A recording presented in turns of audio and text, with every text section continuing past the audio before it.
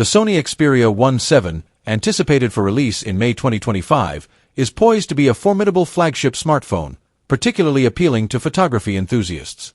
It is expected to feature a 6.56-inch OLED display with a 120Hz refresh rate, offering a smooth and vibrant viewing experience. Under the hood, the Xperia VII is rumored to be powered by the Snapdragon 8 Gen 4 processor, coupled with 12GB of RAM and 256GB of internal storage, ensuring robust performance for multitasking and demanding applications.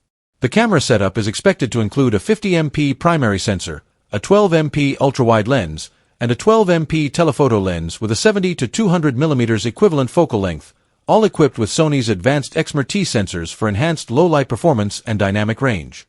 For selfies, a 50MP front camera is anticipated.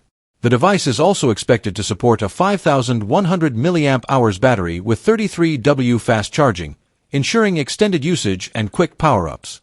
Additional features may include IP65 water and dust resistance, a 3.5mm headphone jack, and stereo speakers, catering to users seeking a premium multimedia experience.